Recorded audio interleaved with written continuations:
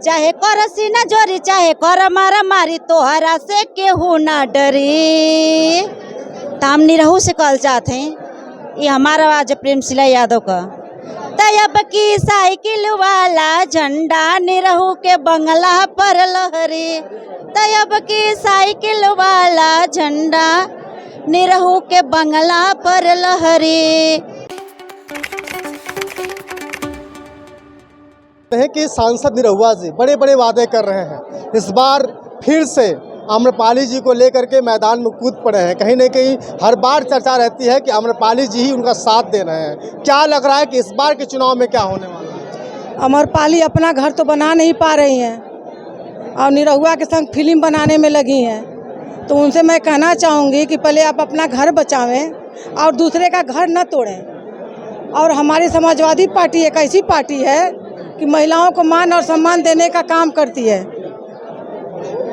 एक बात और बता दीजिए कि अभी सांसद यहाँ के हैं, उन्होंने कहा कि हमने हरिजरपुर घराना बना दिया। उन्होंने कहा कि हमने आजमगढ़ में वो विकास दिखाया जिस विकास की तलाश थी। नेताजी ने अपने लिए एयरपोर्ट बनाया, हमने जनता के लिए बनाया।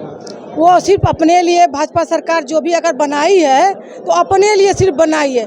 और हमारी सपा की सरकार जब थी तो माननीय धरती पुत्र आदरणीय स्वर्गीय मुलायम सिंह यादव जी और हमारे उत्तर प्रदेश के तेजस्वी पूर्व मुख्यमंत्री श्री अखिलेश यादव जी की जो भी आजमगढ़ में जो भी एक भी ईंटा अगर रखा गया है तो समाजवादी पार्टी की देन है। देख लीजिए पीजीआई हॉस्पिटल, महिला हॉस्पिटल, रोडवेज, पूर्वांचल एक्सप्रेस में समाजवादी पेंशन, कन्या विद्याधन, लैपटॉप, साइकिल, लोहिया आवास और उसके साथ साथ 100 number ambulance, 108 number ambulance, 102 number ambulance, यानी समाजवादी पेंशन के साथ साथ सारी सुविधा। अगर एक ईंटा भी अगर समाजवादी पार्टी का है तो सिर्फ समाजवादी पार्टी की है।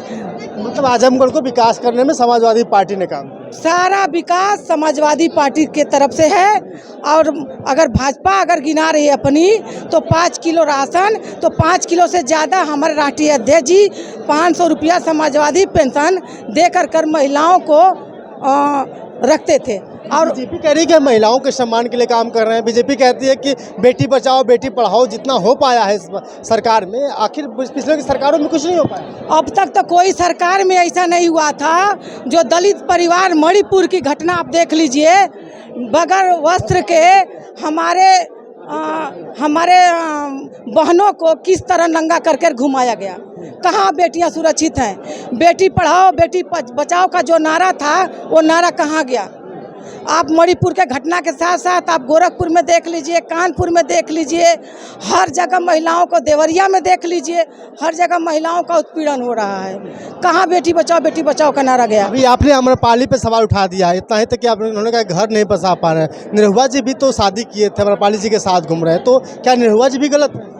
इसका मतलब हम सर अगर अभी फिलहाल अयोध्या निरहुआ जी गए थे तो आप लोग हिंदू धर्म को अगर मानते हैं, मीडिया वाले मेरे भाई, मैं आपसे सवाल कर रही हूँ, हमारे बड़े भाई आप लोग सम्मानित हैं, कहीं भी आप लोग भी पूजा पाठ में बैठते हैं तो अपनी पत्नी को लेकर बैठते हैं, अपनी पत्नी को लेकर बैठते हैं, किसी पराई महिला को लेकर नहीं बैठते हैं। हमारे माननीय राष्ट्रीय अध्यक्ष श्री अखिलेश यादव जी अगर पूजा पर बैठते हैं तो हमारी डिम्पल भाभी को लेकर बैठते हैं, किसी आम्रपाली को लेकर नहीं बैठते हैं।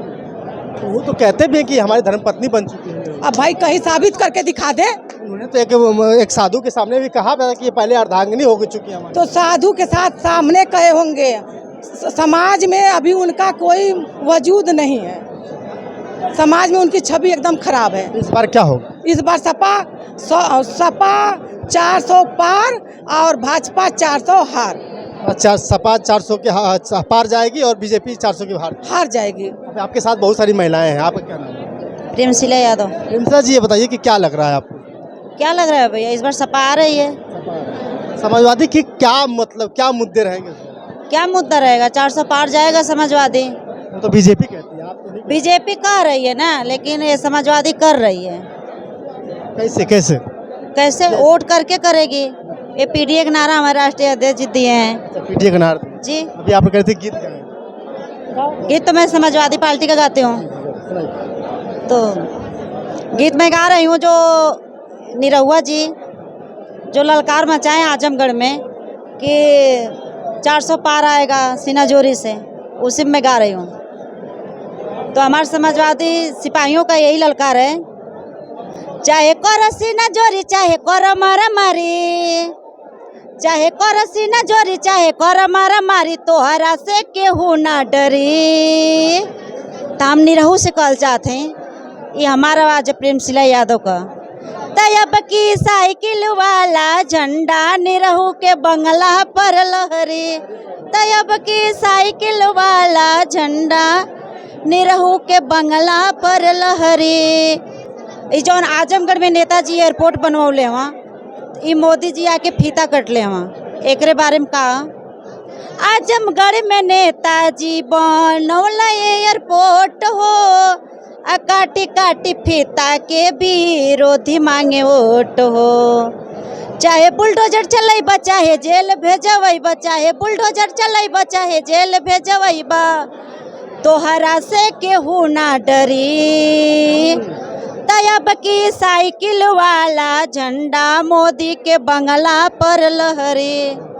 बहुत बहुत बीजेपी को शामिल करवा लेंगे क्या? मोदी जी को सपा में शामिल करवा लेंगे? नहीं, कभी नहीं। अभी बंगला पे फहरा समाजवादी झंडा जो है, साइकिल वाला झंडा मोदी के बंगला पे तो कहीं ना कहीं मोदी जी को शामिल तो नहीं करने वाले? नहीं, भाजपा से हम लोग उनको गद्दी पर से हटाएंगे तभी तो उनके बंगला पर हम लोग समाजवादी झंडा मतलब ये है तभी तो हम समाजवादी पार्टी का झंडा लहराएंगे, भाजपा को उखाड़ कर फेंकेंगे और समाजवादी झंडा लहराएंगे। जबरदस्ती उनके बंगले पे अपना झंडा लहराएंगे, जबरदस्ती झंडा लहराना है। एक बात बताइए कि सामने बसपा की प्रत्याशी सबिहा अंसारी जी, वो एक महिला है, तो क्या होगा उनका? क्या होगा उनके बारे में? सबिहा अंसारी भी तो सबिहा अंसारी जो महिला है बसपा की, अभी आ रहे हैं बसपा की उम्मीदवार है, तो कहीं ना कहीं वो भी तो जो है कि महिलाओं के संबंध में उतरेंगे। वो भी उतरे, वो भी जो उनका देखिए भाग में जाएगा वो जाएगा। उनका जितना बार और व्यवहार होगा वो उनके ऊपर डिफरेंट है कि वो उनकी मैं विरोध नहीं करूंगी, क्योंकि वो भी हमारी बहन है। वो अपना जिस तरह वोट अगर निकालना चाह रही है, अगर महिलाओं के में उनकी अगर ऊर्जा है और जितना वो काम की होंगी पार्टी में अपने तरफ से, तो अपना वोट निकालेंगी। और हम लोग अपनी समाजवादी पार्टी की जो बहनें निरहुआ बनाम धर्मेंद्र, ना निरहुआ का नाम हटा दीजिए, सिर्फ धर्मेंद्र यादव। मैं आपसे निरहुआ है कौन है? सांसद है आजमगढ़ के?